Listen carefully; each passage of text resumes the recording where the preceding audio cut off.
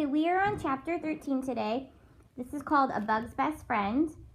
And if you remember, yesterday or the last time we read, Frida and Gabe were trying to eat Brussels sprouts filled with chocolate, or covered with chocolate. A Bug's Best Friend.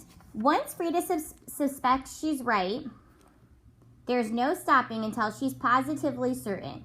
Let's cross something off our lists every week, Frida said, only you have to cross off 2 or 3 because you got so many. That hardly sounded fair to me, but Frida put her hands on her hips. This is serious business, she reminded me. Our entire future depends on it, so we can't be wasting any time. It's only the 1st of June, I said, but there was no arguing with Frida. Straight away, we had to roller skate on the yellow line in the middle of the highway because we'd seen that on TV. So it was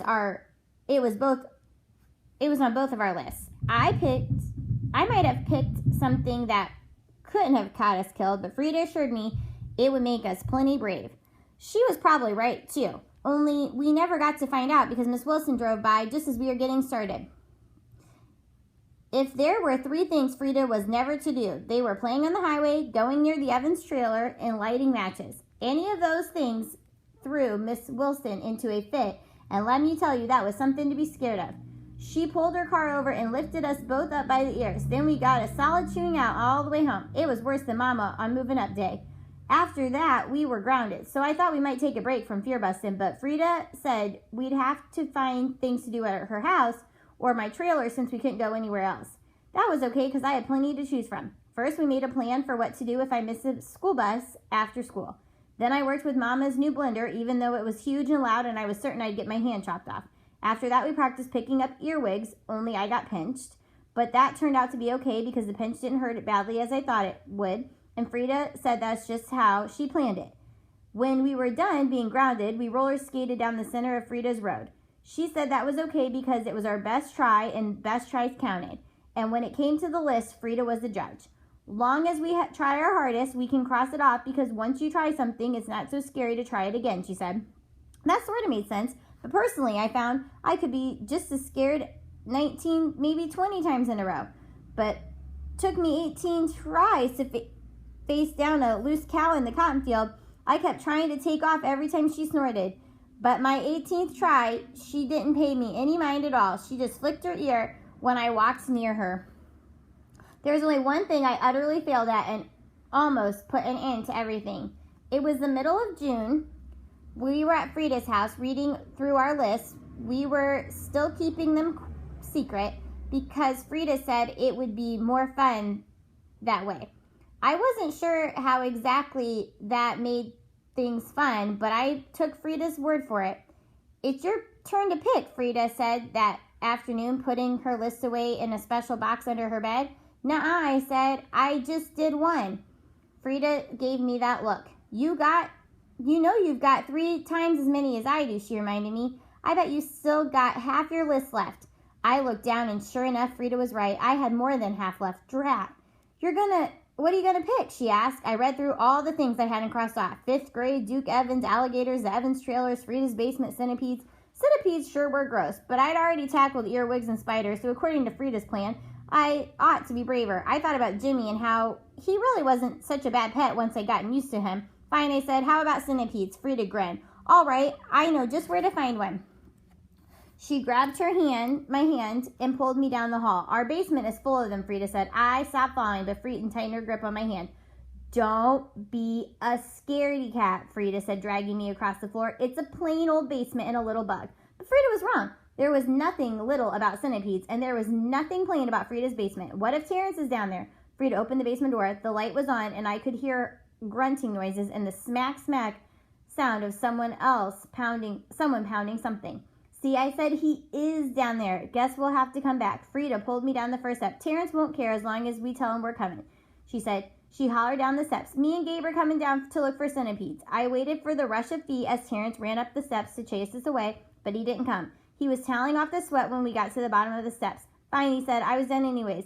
But he didn't say it nice. He glared at me. Then he yelled at Frida, don't touch anything. He snapped his towel at her, and she stuck out her tongue. Terrence took the stairs 2 at a time, and I watched him go, wondering if I'd ever be that big. I wondered what it felt like to have such long legs. Never getting any taller was number 29 on my list, but there wasn't anything I could do about that. Frida stood in the middle of the basement and looked around. The light was on this time because Terrence had been down there. The punching bags and panther drawings didn't look quite so big and scary when it wasn't so dark. Look, said Frida, it's not so bad. She took a box off the shelf and put it on the floor. It was full of ornaments and strings of garland. This is all our Christmas stuff, and here's the plastic pumpkin I used to take trick-or-treating. She pulled down another box. This one has all my baby clothes in it. And look, here's the doll Great Aunt Alma gave me. Frida wrinkled her nose. She hated dolls almost as much as she hated Great Aunt Alma.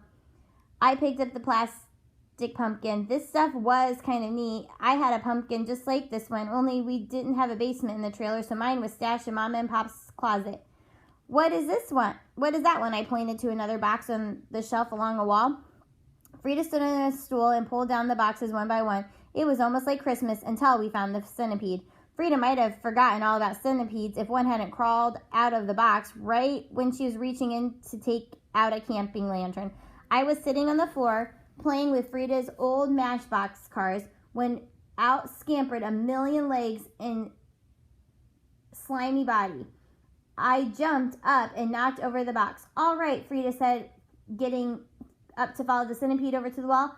I'd hoped he'd be too fast to catch, but he stepped right up to the furnace, almost as if he were waiting for her to scoop him up. Frida, I said, I changed my mind. I don't need to cross centipedes off my list because I already crossed off spiders and earwigs. I should have just written down bugs because that's what I meant. So I'm done with hush up, said Frida. She was crouching down, positioning her hands around the centipede. I looked away. Next time I peeked, she had her hands cupped real tight. Don't be scared, she told me. Centipedes are soft and friendly. Let's name him so you'll feel like he's a pet. Or wait, maybe I'll keep him. That way you'll have Jimmy and I'll have Frida. Looked it over. Gilligan. Frida watched Gilligan Island returns on TV every week. That's the perfect name. If you've never seen Gilligan's Island, it's actually pretty funny. You could probably go on YouTube and find it. She was getting some excited, but I stared hard at her cupped hands. My eyes were huge as saucers. So another simile. Daddy says, fear is mind over matter, Frida told me. If you don't mind, it won't matter. Now put your hands out. I squeezed my hands tight and tried to picture Jimmy in his tank. If he wasn't so bad, the centipede wouldn't be much worse. I reached out my hands. Frida plopped the centipede right into my palm, and I tried to cup him in there nice and tight like Frida had, but I was too slow and he was too quick. He was up my arm in a flash. Get him off, I hollered. I flicked my arm and the centipede fell to the floor. Then before I even thought about it, I stomped him real good. I was dancing around in a circle, stomping that bug into one big centipede mash. Only I caught a glimpse of Frida. Her eyes were huge and both of her eyes were over her mouth. You're killing Gilligan, she choked at last. I couldn't tell if she was going to cry or pound me. That's when I stopped stomping. I looked down at the splotch on the basement floor and all sorts of guilt flooded in. Frida knelt down to look and her bottom lip quivered. She gave me the worst look I'd ever seen. You killed my pet, she said. He wasn't even hurting you. He was just crawling around, that's all. Then she sniffed hard. Gabriel King, she said, you're not getting any braver at all. Frida turned and marched up the stairs. I heard the front door slam, and I knew she'd gone out back to sit in the pecan tree. That's when my stomach started to churn. I thought about the way Frida's eyes had gotten big and round like mine did when I was the most scared. Maybe dead things were on Frida's list. Then my eyes got big and round because I killed Frida's pet just because I was chicken. Maybe she'd never forgive me. Frida was being mad at me. It was number 23. There was only one thing to do. I took a little plastic cup out of the boxes, even though it was gross. I scooped up the squished bug in the cup. We'd have a real decent funeral for Gilligan. I promised to never kill another bug again. If that's what it took to get Frida to forgive me, I'd be Gabriel King, a bug's best friend.